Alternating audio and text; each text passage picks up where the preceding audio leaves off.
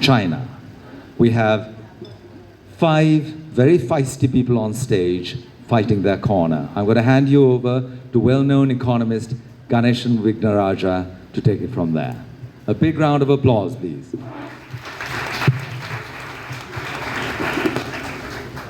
Hi everyone, and welcome to the final session of this fantastic Ceylon Literary Festival. This session really is a conversation amongst all of us on this question of the rise of India as a global economic, political, cultural and literary superpower. And remember, the 21st century is dubbed as the Asian century. And the rise of India and China are obviously key bits of this. And so there are two kind of questions that might grab us here. The first is, what influence does the rise of these Asian giants have on the rest of us, particularly satellites like Sri Lanka?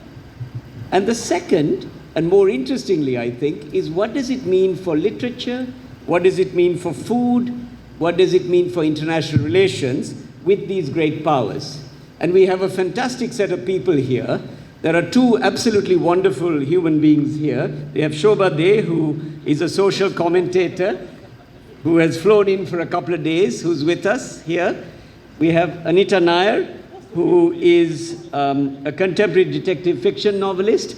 We have larger-than-life William, who can mistake William in a room, who is a Delhi-based Scottish historian. I'll let you all figure that one out.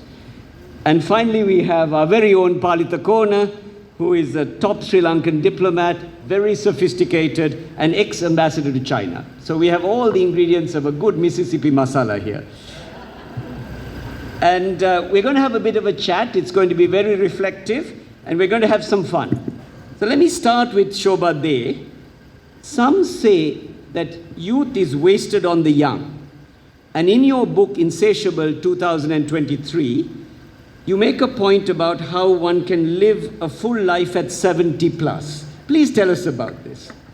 Oh gosh, is this about me or about our country? Or superpowers or superwomen?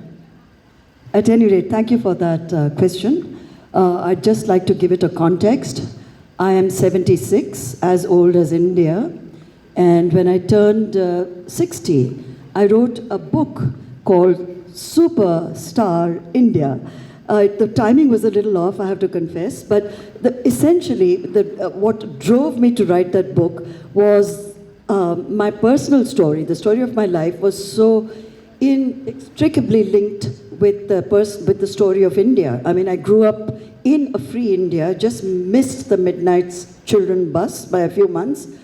But to me, that was a very significant fact, that I was born in free India, I have lived in free India, and at that point, Superstar India was definitely, it was that away. Then came the 2008, and things didn't go that great for the world, for any of us, any of the economies.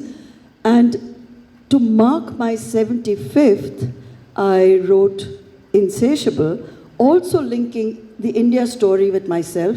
At 60, I wrote another book to mark 60 years, and and at 70, it was 70 and to hell with it was the title of the book.